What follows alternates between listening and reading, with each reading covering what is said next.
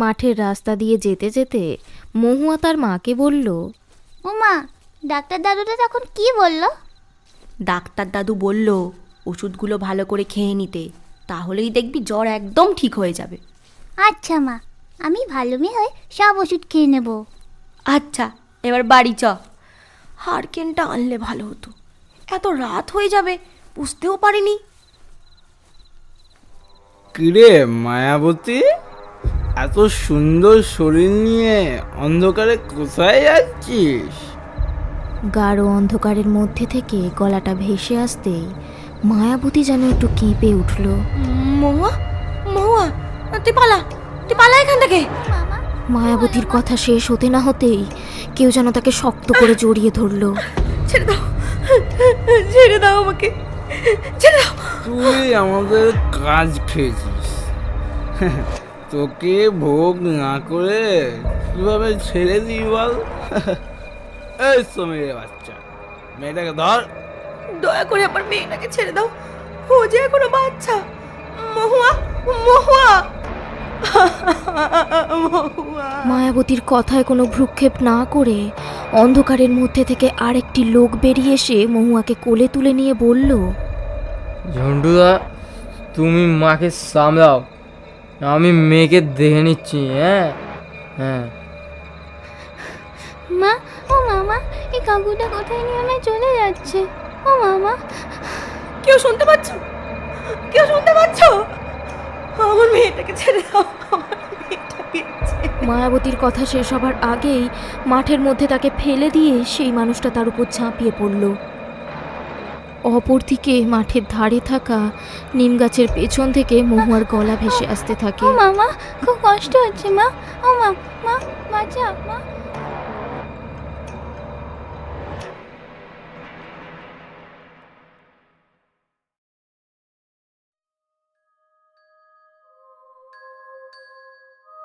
ছোট থেকেই আমরা শুনে এসেছি যে বট গাছ, অশ্বত্থ গাছ, নিম গাছেতে তেনারা বাস করেন। কাদের কথা বলছি নিশ্চয়ই বুঝতে পেরেছেন। তাহলে আর দেরি না করে শুরু করছি শুভজিৎ বেড়ার কলমে লেখা গল্প রতনপুরের নিমতলা।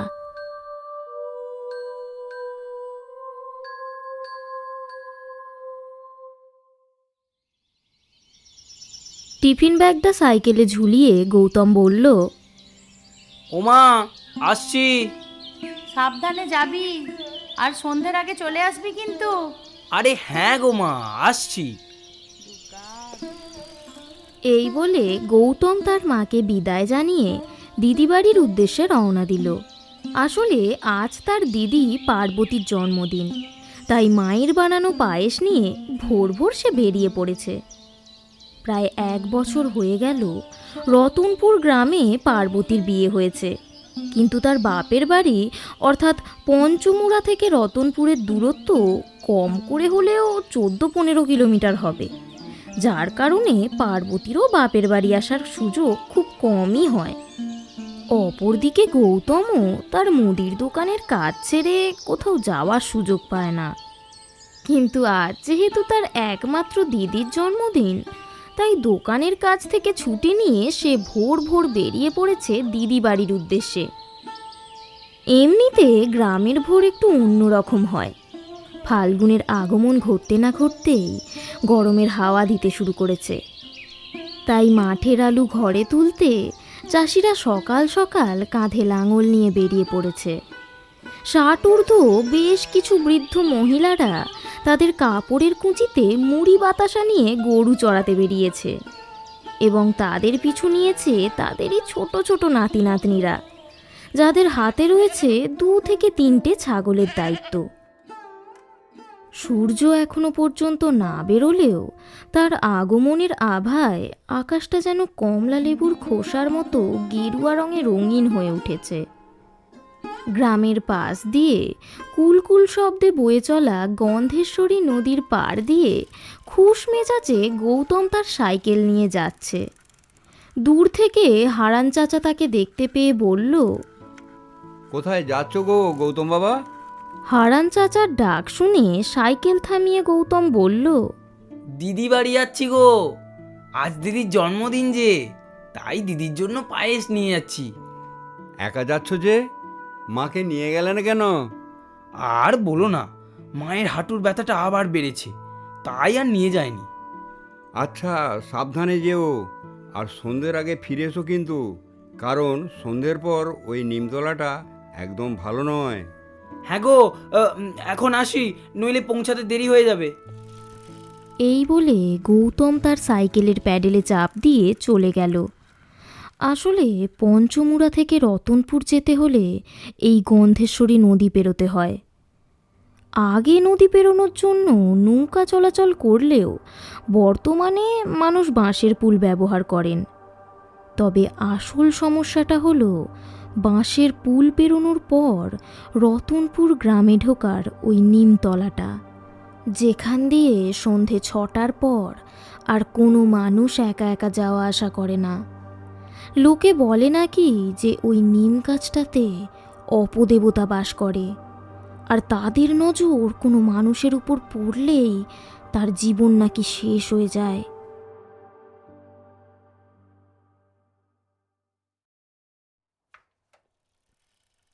দিদি, ও দিদি, বাড়িতে নেই নাকি রে?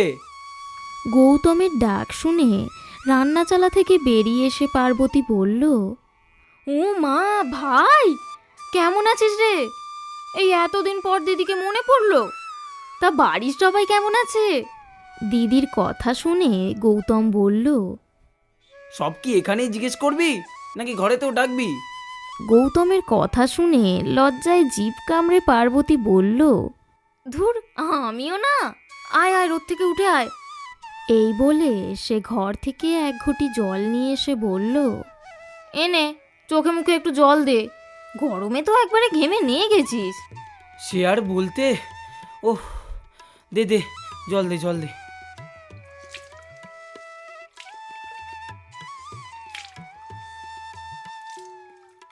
বলছি, রান্না হয়ে গেছে? খেতে দে না, খুব খিদে পেয়েছে। হ্যাঁ রে, তুই ঘরে গিয়ে বস না, আমি এক্ষুনি ভাত বেড়ে নিয়ে যাচ্ছি। কথাটা বলে পার্বতী রান্নাঘরে চলে যায়। আসলে অনেক দিন পর হঠাৎ ভাইকে চোখের সামনে দেখে কি করবে না করবে সে বুঝতে পারছে না। এরপর একটা থালায় ভাত, আলু ভাজা, বেগুন ভাজা, গরম গরম মুরগির মাংস এবং সদ্য পেরে আনা গন্ধরাজ লেবুর একটা টুকরো দিয়ে সাজিয়ে ঘরে নিয়ে যায় সে।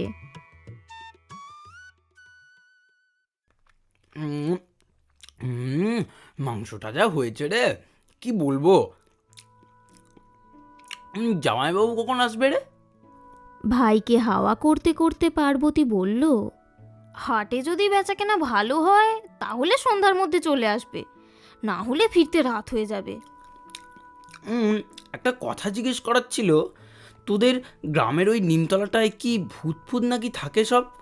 ঘর থেকে বেরোনোর সময় মা বলল সন্ধ্যের আগে চলে আসবি, তারপর হারান চাচাও বলল সন্ধ্যার আগে চলে আসবি। চুপ, একদম চুপ, খেতে বসে ওসব কথা একদম মুখে আনবি না। কি হলো রে, এত ভয় পেয়ে গেলি কেন? আসলে ওই জায়গাটা খুব একটা সুবিধের নয়। সুবিধের না মানে? কিছু হয়েছিল নাকি? গৌতমের প্রশ্ন শুনে পার্বতী একটু নড়ে বসল, তারপর বলল, দেখ, এখানে বিয়ে হবার আগে কম বেশি ওই জায়গা নিয়ে শুনেছি যে ওখান দিয়ে নাকি কোনো মানুষ সন্ধ্যার পর যাওয়া আসা করে না। তারপর ওখান দিয়ে গেলে কারা সব পিছু নেয়, এসব শুনেছিলুম, কিন্তু আমি যে কোনোদিন চোখের সামনে দেখব সেটা কোনোদিনও ভাবিনি। যতদূর মনে পড়ছে সেদিন ছিল বুধবার। তোর জামাইবাবু ভোর ভোর হাটের জন্য বেরিয়ে গেছিল, তবে যাবার আগে আমাকে বলে গেছিল যে, শোনো না, বলছি আজ রবীন্দ্রার দোকান থেকে একটু মাংস কিনে আনবে তো, রাতে এসে খাবো, আর টাকা চাইলে বলে দেবে, আমি দিয়ে আসবো। এই বলে তোর জামাইবাবু চলে গেছিল। আমিও ভাবলুম যে বিকেলে কিনে এনে সন্ধ্যাবেলা রান্না করে দেবো। এরপর সারাদিন কাজ গুছিয়ে বিকেলবেলা মাংস কিনতে যাব, তখন খবর পাই যে আমাদের পাশের বাড়ির চৈতালি জেঠিমা নাকি কলতলায় পড়ে পা ভেঙে ফেলেছে। তাই ওদের ঘরে ছুটে যাই, কিন্তু গিয়েই কি আর চলে আসা যায়? প্রতিবেশী বলে কথা, যতই হোক বিপদে আপদে আমাদেরও তো সাহায্য করেছে। তাই বৈদ্য না আসা পর্যন্ত জেঠিমার কাছেই থাকতে হলো। তবে বৈদ্য আসতে আসতে সন্ধ্যা হয়ে গেল। তারপর জেঠিমার ঘর থেকে বেরিয়ে ভাবলাম, সন্ধে যখন হয়েই গেছে তখন একবারে সন্ধে দিয়েই বেরোবো। এরপর সন্ধে দিয়ে বেরোতে বেরোতে প্রায় 6টা বেজে গেছিল। তাই হারকেনটা সঙ্গে নিয়ে নিমতলাটা পেরিয়ে রবীন্দার দোকানে গেছিলাম মাংস কিনতে। ও রবীন্দা, বলছি পাকস্থলী আর মেটেটা বাদ দিয়ে দেবে কিন্তু। আরে হ্যাঁ গো বৌদি, এসব আবার বলতে হবে নাকি? দাদা তো আমার থেকেই মাংস নিয়ে যায়। এ নাও ধরো ধরো। বলছি টাকাটা তোমার দাদার কাছ থেকে নিয়ে নেবে। আচ্ছা গো, ওসব নিয়ে চিন্তা করতে হবে না, তুমি সাবধানে বাড়ি যাও দেখি। আসছি।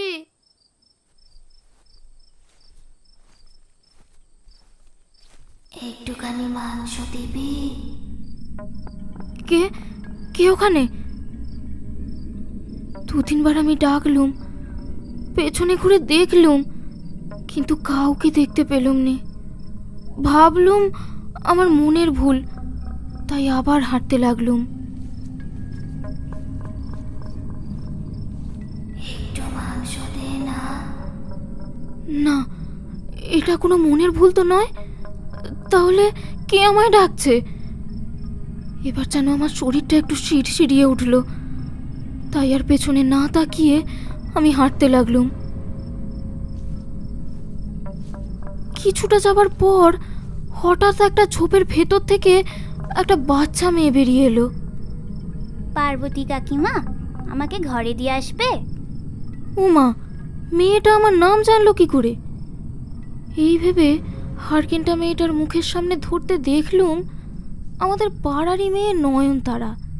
সবাই ওকে নয়ন বলে ডাকে। কি রে, একা একা এখানে কি করছিস? সন্ধে হয়ে গেছে, মা তো ঘরে গেলে মারবে। দেখো না, লুকোচুরি খেলছিলাম তো, আর ওরা আমাকে লুকোতে বলে নিজেরা ঘরে চলে গেছে। আচ্ছা আচ্ছা, চ চ দেখি।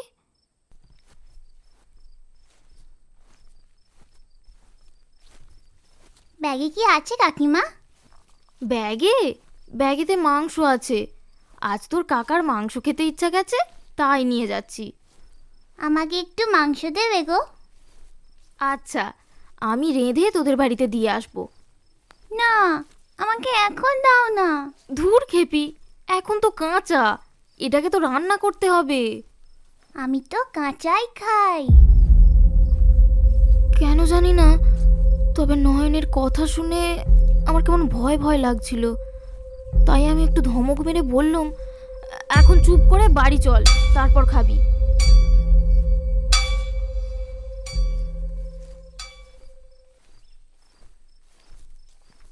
ও কাকিমা, বলছি আমাকে হারিকেনটা দাও না, তোমার তো 2 হাত ভর্তি হয়ে গেছে। না রে, চ না, আমার অসুবিধা হয়নি। দাও না গো, আমি নিচ্ছি। আচ্ছা, এনে ধর। এই বলে আমি হারকেনটা ওর দিকে এগিয়ে দিলুম, কিন্তু ওর হাতে হারকেনটা দিয়ে যেই না আমি হাতটা আলগা করেছি, অমনি মাটিতে পড়ে হারকেনটা ভেঙে গেল। হাই যা! কি রে, হারকেনটা ফেলে দিলি কেন? আমি তো ইচ্ছা করে ফেলিনি, আমি ধরার আগে তো তুমি ছেড়ে দিলে। আচ্ছা, কাঁদতে হবে না, এখন চ।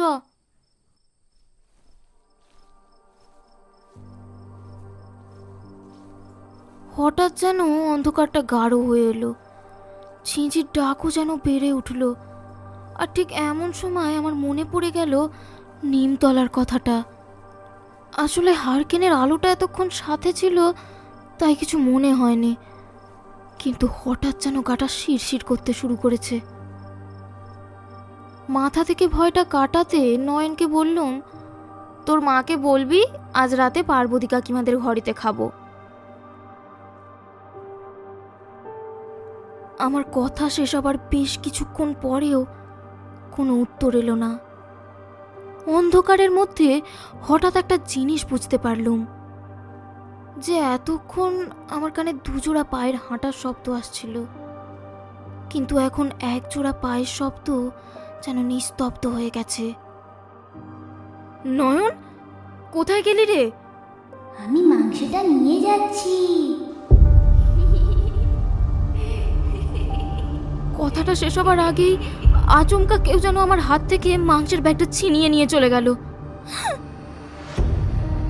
আর ঠিক সেই সময় আমি বুঝতে পারি যে আমি ঠিক নিমতলার নিচে দাঁড়িয়ে। এমন সময় নিম গাছ থেকে একটা শব্দ আমার কানে আসে। কিসের শব্দ বুঝতে না পেরে যেই না আমি গাছের দিকে তাকিয়েছি, সঙ্গে সঙ্গে আমার প্রাণটা যেন বেরিয়ে যায়। চাঁদের হালকা আলোয় আমি দেখি সাদা শাড়ি পরা একটা মেয়ে গাছের ডালে বসে পা তোলাতে তোলাতে ব্যাগ থেকে সেই কাঁচা মাংসগুলো বার করে করে খাচ্ছে। তারপর কি হলো? হ্যাঁ, সে রাতের ঘটনাটা গৌতমকে বলতে বলতে পার্বতী যেন অন্যমনস্ক হয়ে গেছিল। তারপর কোনো রকমে সেখান থেকে ছুটে চলে আসি। রাতে তোর জামাইবাবুকে সবটা বলি। তোর জামাইবাবু তো আমাকে কি মুখটাই না করলো। পরদিন সকালে মদন বাউনের কাছে গিয়ে গাটা ঝেড়ে এলুম। তোর জামাইবাবুও 2-3 দিন হাটে যায়নি। তবে সবচেয়ে অবাক হয়েছিলুম যখন নয়নের মা বলেছিল, হেলা, ও তো 1 সপ্তাহ হলো মামা বাড়ি গেছে। তুই ওকে কোথায় দেখলি শুনি? আর ওর মামা বাড়ি হেতায় নাকি? বাপরে, এখানে আসার পর এত কিছু হয়ে গেছে? তুই আবার মাকে যেন কিছু বলতে যাস না, শুধু শুধু চিন্তা করবে। না রে, তবে তুই কিন্তু সাবধানে থাকিস। হায় দেখো, গল্প করতে করতে তো মাথাতেই নেই। দাঁড়া, 2টো ভাত আনি। না রে, আমার পেট পুরো ভর্তি হয়ে গেছে। ও হ্যাঁ, মা তোর জন্য পায়েস পাঠিয়েছে, এনে। আবার এসব আনতে গেছিস কেন? বেশি না বকে ধর তো, মা পাঠিয়েছে। আচ্ছা বাবা, মা পাঠিয়েছে যখন দে। বলছি, রাতে কি খাবি? রাতে? আমি তো বিকেলে চলে যাব। মানে, এতদিন পর এলি আর আজকেই চলে যাবি? হ্যাঁ রে, পরে আবার আসবো। হ্যাঁ, কত আসবি জানা আছে। হ্যাঁ রে বাবা, আসবো। কি আর বলবো, এখন বিছানায় একটু গড়িয়ে নে, দুপুর দুপুর করে বেরোবি। এখন একটু না শুলে পেটটা পুরো ফেটে যাবে। তা তুই কখন খাবি? এই তো রান্নাঘরে কটা বাসন পড়ে আছে, ওগুলো মেজে আনি, তারপর খাবো। তুই একটু জিরিয়ে নে। এই বলে পার্বতী ঘর থেকে বেরিয়ে যায়। গৌতমও হাত ধুয়ে এসে বিছানায় ঘুমিয়ে পড়ে। কই রে, তোর হলো? এবার আমাকে বেরোতে হবে তো, 3টে তো বাজতে যায়। এই তো হয়ে গেছে, যাই দাঁড়া। কথাটা বলতে বলতে হাতে একটা ব্যাগ নিয়ে ঘর থেকে বেরিয়ে এসে পার্বতী বলল, এনে ধর, টিফিনে মায়ের জন্য একটু মাংস দিয়েছি, সাবধানে নিয়ে যাবি। ব্যাস, তোকে আবার পাকামো করে এসব কে দিতে বললো? বেশি না বকে সাবধানে যাবি। জামাইবাবুর সাথে তো আর দেখা হলো না, রাতে এলে বলিস যে শালা যেতে বলেছে। এরপর দিদিকে প্রণাম করে গৌতম বলল, আসছি তাহলে, সাবধানে থাকবি। আর জামাইবাবুর কাজের চাপ কমলে সময় করে একদিন যাস। হ্যাঁ রে বাবা, যাব। তুই সাবধানে যাবি, আর সন্ধ্যের আগে ঘরে ঢুকবি কিন্তু। আসছি। দুগ্গা দুগ্গা। এই বলে দিদিকে বিদায় জানিয়ে গৌতম বাড়ির উদ্দেশ্যে রওনা দেয়। বেশ কিছুটা যাবার পর সে দেখল রাস্তার ধারে একটা মাঠেতে কতগুলো ছেলে ফুটবল খেলছে। গৌতমকে দেখে একটা ছেলে বলে উঠল, কিরে, খেলবি নাকি? প্রস্তাবটা শুনে গৌতম আর না করতে পারল না। সাইকেলটা মাঠের বাইরে রেখে মাঠে নেমে পড়ল। আসলে 2 গ্রামের মধ্যে ব্যাট বল অথবা ফুটবলের প্রতিযোগিতা প্রায়শই লেগে থাকে, তাই 2 গ্রামের ছেলেপুলেরা একে অপরকে ভালোই চেনে। বিকেল 5:30টা নাগাদ সূর্য যখন দিগন্ত রেখায় বিলীন হয়ে গেছে, তখন ছেলেদের খেলা শেষ হলো। কিন্তু মাঠ থেকে উঠেই গৌতমের মনে পড়ে গেল যে, এ বাবা, সন্ধ্যের আগে তো বাড়ি ফিরতে হবে। ধুর, কেন যে খেলতে গেলুম। এই ভেবে সাইকেলটা নিয়ে সে বাড়ির দিকে যেতে শুরু করলো।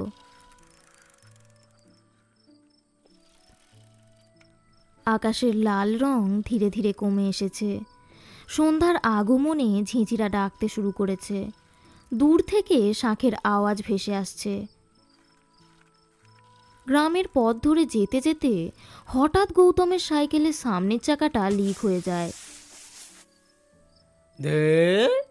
চাকাটা এখনই লিক হতে হলো?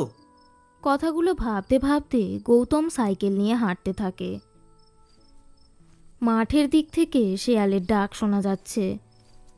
গ্রামের সন্ধ্যা নামার মুহূর্ত একটু আলাদাই হয়। তাই হয়তো আচমকাই এক গাঢ় অন্ধকার গৌতমকে ঘিরে ধরল। চোখের সামনে দূর থেকে আসা হারিকেনের ক্ষীণ আলো ছাড়া আর কিছুই তার চোখে পড়ছে না। আপনি কি রতনপুরে যাচ্ছেন? গাঢ় অন্ধকারের মধ্যে হঠাৎ প্রশ্নটা শুনে গৌতম যেন চমকে উঠল। বলছি আপনি কি রতনপুরে যাচ্ছেন? গৌতমের মুখ থেকে কোনো উত্তর না পেয়ে প্রশ্নটা তার কানে আবার ভেসে এলো। কিন্তু প্রশ্নটা শেষ হবার আগেই সেই অন্ধকারের মধ্যে তার সামনে কেউ যেন এসে দাঁড়ালো। কে কে আপনি? আমি সোহিনী পাল। আসলে আমি এই গ্রামেতে একটা সার্ভে করতে এসেছিলাম, কিন্তু সন্ধে হয়ে যাবার কারণে আমি রাস্তা হারিয়ে ফেলি। তাই আপনাকে জিজ্ঞাসা করছি, আপনি কি রতনপুরে যাবেন? হ্যাঁ, আমি রতনপুরেই যাচ্ছি। এই বলে দুজনে হাঁটতে শুরু করলো।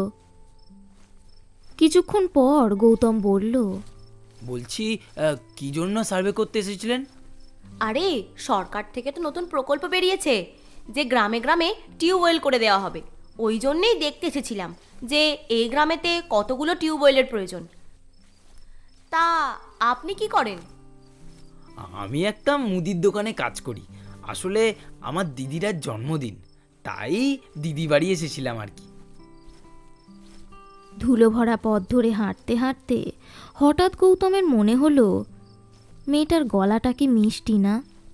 কি সুন্দর গুছিয়ে কথা বলছে। মাঠের দিক থেকে ছুটে আসা একটা শীতল হাওয়ার ধাক্কায় গৌতমের অনুভূতিটাই যেন বদলে দিল। বলছি আপনার ব্যাগেতে কি কোনো খাবার আছে? খুব সুন্দর একটা গন্ধ ভেসে আসছে। আসলে দিদি মায়ের জন্য টিফিনে একটু মাংস দিয়েছে, ওটারই গন্ধ বেরোচ্ছে আর কি। তা একটু চেখে দেখবেন নাকি? কি করে চেখে দেখবো বলুন? আপনার দিদি তো ব্যাগের মধ্যে কি সব গোবর টোবর দিয়ে রেখেছে। সোহিনীর কথা শুনে গৌতম বেশ অবাক হলো। তারপর বলল, ও ওটা? আরে না, গোবর টোবর নয়, ব্যাগেতে এক টুকরো ঘুঁটে দিয়েছে যাতে কারো না নজর লাগে। গ্রামের ওই নিমতলাটায় কি ভূত নাকি থাকে সব। কেন, কি হয়েছিল ওখানে? কি হয়েছিল জানি না, তবে গ্রামের মানুষজন ওই জায়গাটাকে খুব ভয় পায়। সবাই বলে নাকি ওই গাছেতে ভূত প্রেত বাস করে। কেউ কিছু খাবার নিয়ে গেলেই ওরা গাছ থেকে নেমে খাবার কেড়ে নেয়। আবার কোনো কোনো মানুষকে তো মেরেও দেয়। আমার দিদির সাথেই তো এরকম ঘটনা ঘটেছে। সত্যি? বাপরে, আমার তো ভেবেই কেমন গা হাতে কাঁটা দিচ্ছে। সোহিনীর কথা শেষ হতেই গৌতম ভাবল, আচ্ছা, ঘুঁটের গন্ধ তো নাকে আসছে না, তাহলে মেয়েটা কি করে বুঝলো যে ব্যাগের মধ্যে ঘুঁটে আছে? কথাটা ভেবেই সে বলল, বলছি আপনি কি করে জানলেন যে ব্যাগের মধ্যে ঘুঁটে আছে? না মানে একটা গন্ধ নাকে আসছিল, তাই বললাম। কই, আমার নাকে তো কিছু আসছে না। কি জানি, কিন্তু আমার নাকে তো আসছে। ওটা ফেলে দিন না, নাহলে পুরো মাংসটা গন্ধ হয়ে যাবে। সোহিনীর কথা শুনে গৌতম ভাবল, কথাটা খুব একটা মন্দ বলেনি মেয়েটা। তাই অন্ধকারের মধ্যে ব্যাগের ভিতরে হাত ঢুকিয়ে সে ঘুঁটের টুকরোটা বার করে ফেলে দিল। আচ্ছা, আপনি মায়াবতীকে চেনেন? হ্যাঁ, নাম শুনেছি, তবে কোনোদিন দেখিনি। ওই মহিলা তো বেশ কিছু বছর আগে মারা গেছে। কি করে মারা গেছিল জানেন? ওই তো শীতকালে একদিন রাত্রিবেলা মায়াবতী তার মেয়েকে নিয়ে বাজার করতে গেছিল, আর ফেরার সময় নাকি কতগুলো শেয়াল মা মেয়েকে ঘিরে ধরেছিল। পরের দিন সকালবেলা মা মেয়ের রক্তাক্ত দেহ মাঠের ধারে পড়ে থাকতে পাওয়া গেছিল। গৌতমের কথা শুনে সোহিনী হেসে উঠল, তারপর বলল, কী সব যাতা বকছেন? শুনুন তাহলে আসলে কি হয়েছিল। নিজের 6 বছরের মেয়ের দেখাশোনা করবার জন্য এবং সংসার চালানোর জন্য গ্রামের দক্ষিণ দিকে যে ইটভাটা আছে ওখানেও কাজে ঢোকে। প্রথম প্রথম তেমন অসুবিধে হয়নি, কিন্তু প্রায় 1 মাস পর আসল সমস্যাটা শুরু হয়। মায়াবতী দেখে যে মুচিপাড়ার 2টি ছেলে তাকে খারাপ নজরে দেখত, টোন টিটকিরি করতো, এমনকি বাড়ি ফেরার সময় মাঝে মাঝে তার পিছু পর্যন্ত নিত। ছেলেগুলোর অত্যাচার যখন মাথাচাড়া দিতে শুরু করলো, তখন একদিন সে সাহস করে ইটভাটার মালিকের কাছে গিয়ে অভিযোগ জানালো, আর মালিক সেই ছেলেগুলোকে কাজ থেকে বার করে দিল। পরের দিন রাতে মেয়েকে ডাক্তার দেখিয়ে এই মাঠের রাস্তা দিয়েই মায়াবতী যখন বাড়ি ফিরছিল,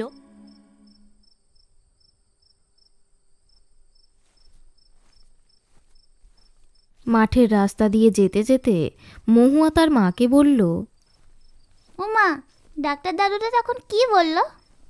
মেয়ের প্রশ্ন শুনে মায়াবতী বলল, ডাক্তার দাদু বলল ওষুধগুলো ভালো করে খেয়ে নিতে, তাহলেই দেখবি জ্বর একদম ঠিক হয়ে যাবে। আচ্ছা মা, আমি ভালো মেয়ে হয়ে সব ওষুধ খেয়ে নেব। আচ্ছা, এবার বাড়ি চ। হারকেনটা আনলে ভালো হতো, এত রাত হয়ে যাবে বুঝতেও পারিনি। কিরে মায়াবতী, এত সুন্দর শরীর নিয়ে অন্ধকারে কোথায় যাচ্ছিস? গাঢ় অন্ধকারের মধ্যে থেকে গলাটা ভেসে আসতে মায়াবতী যেন একটু কেঁপে উঠল। মহুয়া, মহুয়া, তুই পালা, তুই পালা এখান থেকে। মা, মা, ও মামা, কি হলো মা? তুই পালা, তুই পালা মহুয়া, পালা এখান থেকে, তাড়াতাড়ি পালা এখান থেকে। মায়াবতীর কথা শেষ হতে না হতেই কেউ যেন তাকে শক্ত করে জড়িয়ে ধরল। ছেড়ে দাও, ছেড়ে দাও আমাকে, ছেড়ে দাও। তুই আমাদের কাজ খেয়েছিস, তোকে ভোগ না করে কিভাবে ছেড়ে দিই বল? এই সমীরের বাচ্চা, মেয়েটাকে ধর। দয়া করে আমার মেয়েটাকে ছেড়ে দাও, ও যে এখনো বাচ্চা। মহুয়া, মহুয়া, মহুয়া। মায়াবতীর কথায় কোনো ভ্রুক্ষেপ না করে অন্ধকারের মধ্যে থেকে আরেকটি লোক বেরিয়ে এসে মহুয়াকে কোলে তুলে নিয়ে বলল, ঝন্টুদা, তুমি মাকে সামলাও, আমি মেয়েকে দেখে নিচ্ছি। হ্যাঁ হ্যাঁ, মা, ও মামা, এ এই বলছি বাবুটা কোথায় চ, নিয়ে চ। চলে কেউ শুনতে যাচ্ছে? ও মামা, কেউ শুনতে পাচ্ছ?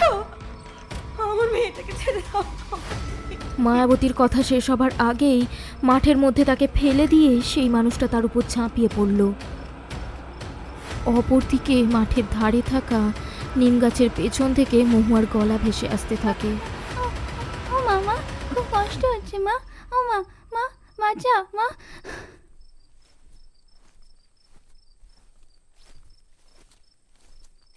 এমনকি ওই জানোয়ারগুলো 6 বছরের ওই মেয়েটাকেও ছাড়েনি।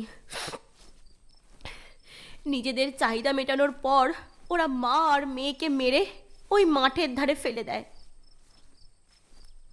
সোহিনীর গলা শুনে গৌতম বুঝতে পারে যে সে কাঁদছে। হঠাৎ তার মাথায় একটা প্রশ্ন আসে যে সোহিনী তো বলল সে আজ এই গ্রামেতে সার্ভে করতে এসেছে, তাহলে এই গ্রাম সম্বন্ধে এত কিছু জানলো কি করে? প্রশ্নটা মাথায় আসতেই ভয়ার্ত গলায় এসে বলল, আপনি এত কিছু কি করে জানলেন?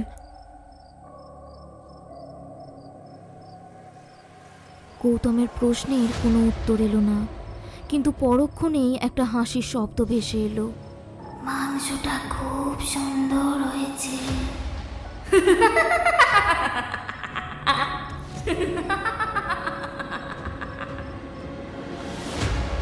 কথাটা কানে আসতেই গৌতম দেখল সে ঠিক নিমতলাটার নিচে দাঁড়িয়ে। সাইকেলের হ্যান্ডেলে হাত দিতেই বুঝতে পারল টিফিন ব্যাগটা সাইকেলে নেই, আর চোখের সামনে ওই নিম গাছ থেকে দুটো পা ঝুলছে।